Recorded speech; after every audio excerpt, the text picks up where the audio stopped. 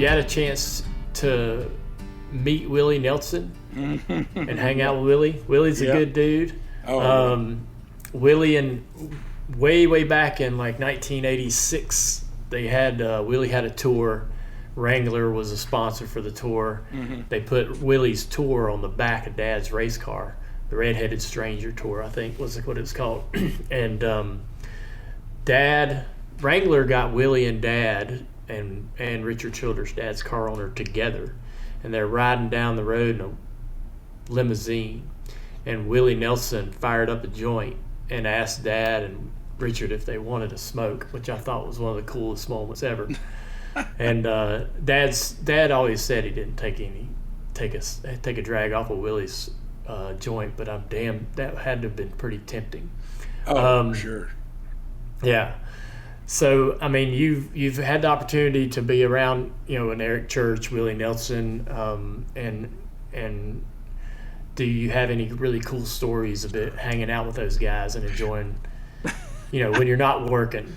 Yeah, man, I ended up at Willie's house in Maui one time, and it made me wish that I would have taken your dad's route.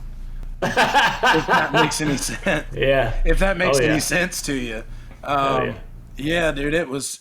You want to talk about probably the most surreal moment of meeting somebody, being in the same room with somebody was, we were down there for the BMI does this songwriters trip in Maui once a year, and they only invite a small handful of people down. And I was lucky enough to get to go down there. Me and my now wife, we were newly engaged at that time. Went down and just wild time. Played a few songwriters rounds at a few different places. My first time in Hawaii too, obviously, and just nuts.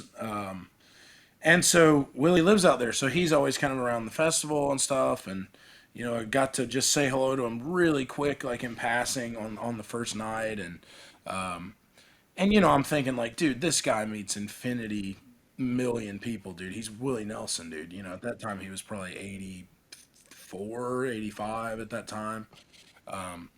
And so the circumstances are, my wife was still working at the time. And so she had to go, she was like, I got to go fly back home after this trip, to get back to work or whatever. And I said, well, I have a radio show in Seattle. It was like 3 days after this Maui trip ended. And I said, well, I really don't want to fly all the way back to Nashville and then fly all the way to Seattle. So I'm just going to stay out here for like 2 extra days and then fly straight to Seattle.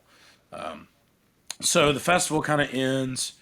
And one of the guys that I had met at the festival who kind of hosts the first night kickoff at his house there, he's a builder, owns a construction business there. And I didn't know anybody in Maui. So I met this dude. I had his phone number. He's probably in his late 50s, I would imagine. So he was like, oh, we can play golf or what, whatever. And yeah. So we went and played golf one day because I didn't have anything to do. One day I just drove around the rental car and like went and sat on the beach by myself for a couple hours, which was kind of sick actually.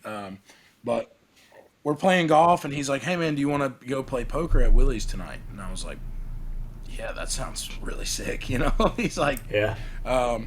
So he's like, oh, I'll pick you up at the hotel or drive you out there. So we drive a decent ways out, kind of into like a, different side of the island there. And when we got there, he was like, man, Willie's old school. You gotta show up with something like some beer or whatever kind of thing. So I got my little, 6-can thing of Miller Lights or whatever. And so when we get there, this guy gets a phone call. And he's like, hey man, he's like, I gotta take this call, just go in the garage. And I'm like, man, dude, like, I'm about to walk into Willie Nelson's house solo. Yeah. I'm not sure if he or anybody here knows that I'm coming to this. Right. Or even knows who I am at all. Right. Let alone am I walking into the garage of their house to Willie Nelson's house. I'm also potentially like a burglar at this point in their eyes, right? Yeah. Because like this guy I'm with is like, he's the in. He goes all the time because he lives there and stuff. And so I'm like, you know what, man, it's cool. Like, I'm gonna pop in. There's gonna be all kind of stuff going on. Like, I'll just kind of slip in or whatever, man. And dude, when I tell you, I walked in there and I walked down the hallway in the garage, and it's only Willie Nelson in there. There's nobody else in there. Wow. It's this garage room, and he's just sitting there watching TV on this little tube TV above the refrigerator, sitting at the poker table. And I walk in just holding this thing of beer, dude, and it was just like, he was just like, oh, hey, man. You know, like, there was no, like, who Yeah. are you? What's going on? Right. And then we just talked, like, for 20 some odd minutes, and nobody was in there. That guy was still on the phone, and, like, I don't know if that was, like, intentional. Like, I feel like maybe someone had, like, told him I was going to come, but I have no inkling of this at all.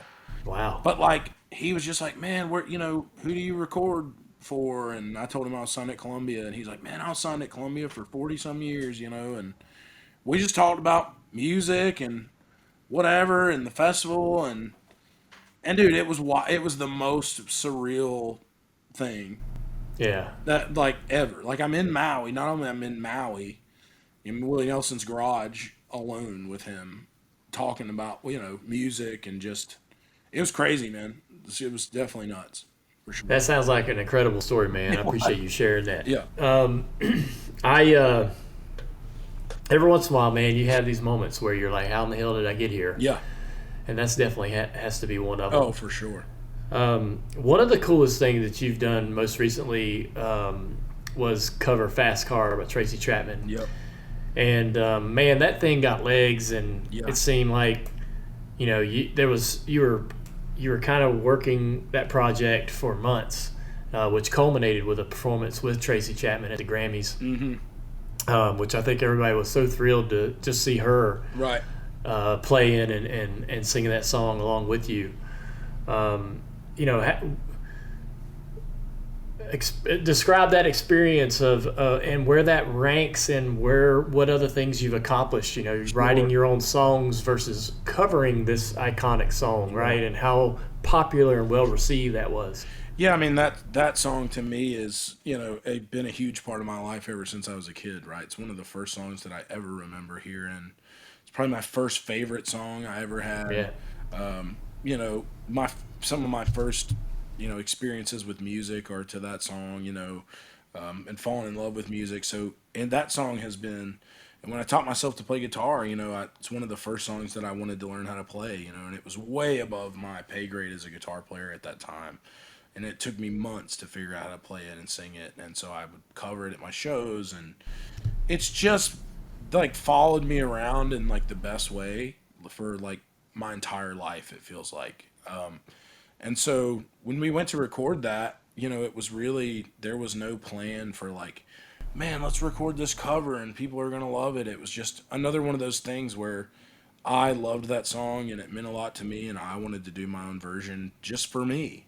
And then when I put the record out, I mean, people just went bananas over it for some reason. I mean, obviously that song is so great. It's been covered so many times, but it's, yeah, man, that moment with Tracy is up there in my top 5 career moments without a doubt. I mean, if it's not 1 or 2, you know. Yeah. I mean, it was just like, it was just a magical, like, you know, it was really like, you know, and the music business can be so, like, drudging at times, and you feel like you're going through the motions and there's all these different things happening, but that was just like one of the most pure, like, musical moments that I've ever had in my career, and probably will ever have in my career, for sure. When you decide, okay, we're gonna record this, or I want to record this, is, I kind of wonder, is it I guess, do you feel, I imagine you do feel a lot of pressure to make sure you do the song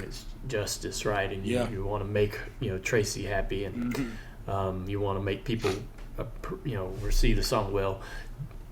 Do you cut the song on a demo and play it back and, like, scrutinize it, tweak it?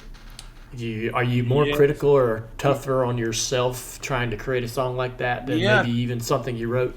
I think it was more like, how do we completely honor the original recording, but just make it, sound like my thing in some way, right? That's why I didn't change people always, some people give me slack for saying, check out girl in the song, and Yeah. I'm like, that's the song. That's what the song says, right?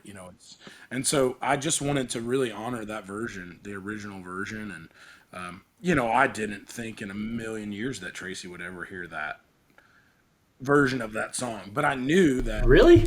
No, I didn't. Again, like I didn't know or think or have any intention of that being a really popular.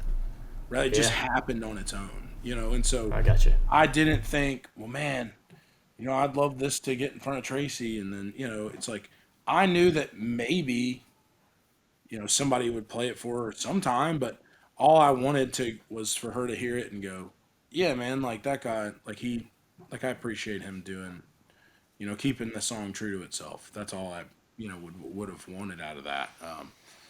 But yeah, it was really cool career moment. That whole thing happening. It's really full circle for me.